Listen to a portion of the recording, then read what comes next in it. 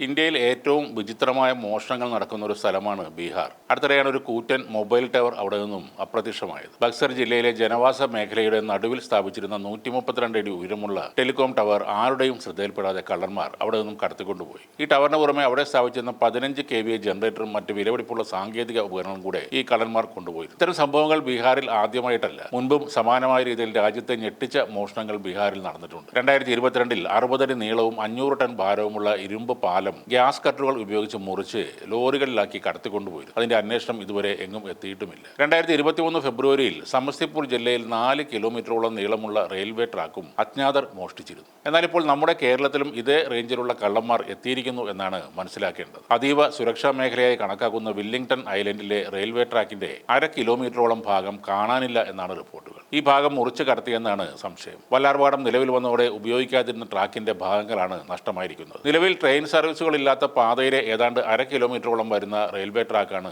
കടത്തിക്കൊണ്ടുപോയിരിക്കുന്നത്. Cochin port ട്രസ്റ്റിന്റെ ഉടമസ്ഥയിലുള്ള ഭൂമിയിലാണ് ഈ മോഷണം നടന്നിരിക്കുന്നത്. ഐലൻഡ് റെയിൽവേ സ്റ്റേഷനിൽ നിന്നും എറണാകുളം ഭാഗത്തേക്ക് പോകുന്ന റെയിൽവേ പാതയിലെ ഒരു ഭാഗമാണിപ്പോൾ കാണാതായിരിക്കുന്നത്. ഉപയോഗമില്ലാത്തതിനാൽ ഇത് കാട് മൂടി കിടക്കുകയായിരുന്നു. Q9 ബർത്ത് മുതൽ ടാറ്റ ടെക്ലി വരെയുള്ള ഭാഗത്തെ ഉരുക്കുപാളങ്ങളാണ് കാണാതായത്. CSF സുരക്ഷാ ഉദ്യോഗസ്ഥർ ഉൾപ്പെടെ കാവൽ നിൽക്കുന്ന ഒരു സ്ഥലമാണത്. സുരക്ഷാ ഉദ്യോഗസ്ഥരുടെയൊക്കെ കണ്ണു വെട്ടിച്ചാണ് വൻതുക വിലമതിക്കുന്ന ഈ ലോഹഭാഗങ്ങൾ പുറത്തേക്ക് കടത്തിയത്. സംഭവത്തിൽ തുറമുഖ അതോറിറ്റി ആഭ്യന്തര അന്വേഷണം തുടങ്ങിയെന്നാണ് വിവരം. ഇന്നലെ വൈകിട്ട് റെയിൽവേ അധികൃതർ സ്ഥലത്തെത്തി പരിശോധന നടത്തുകയും ചെയ്തു. പാളം സ്ഥാപിച്ചിരുന്ന കോൺക്രീറ്റ് സ്ലാബുകൾ മതിൽക്കെട്ടിനകത്ത് ചിതറിക്കിടക്കുകയാണ്. പുറത്തുനിന്നും അനുവാദമില്ലാതെ ആർക്കും കടക്കാൻ കഴിയാത്ത മേഖലയിൽ നിന്നും ഇത്രയേറെ റെയിൽവേ ട്രാക്ക് മോഷണം പോയതിൽ വലിയ ദുരൂഹതയും സുരക്ഷാ വീഴ്ചയുമുണ്ട്. ഈ ഭാഗത്ത് നിലവിൽ ട്രെയിൻ സർവീസുകൾ ഇല്ലാത്തതിനാൽ റെയിൽവേയുടെയോ പോർട്ട് ട്രസ്റ്റിന്റെയോ കൃത്യമായ നിരീക്ഷണമോ അല്ലെങ്കിൽ സംരക്ഷണമോ ഇവിടെ ഉണ്ടായിരുന്നില്ല. ഈ സാഹചര്യം മുതലെടുത്താണ് മോഷണം നടന്നിരിക്കുന്നത്. 500 മീറ്ററോളം ട്രാക്ക് പൂർണ്ണമായും നഷ്ടപ്പെട്ടതായിട്ടാണ് സ്ഥിരീകരണം. ഇത്രയും വലിയ റെയിൽവേ പാളങ്ങൾ പെട്ടെന്ന് കടത്തിക്കൊണ്ടുപോകാൻ സാധിക്കില്ല എന്നിരിക്കെ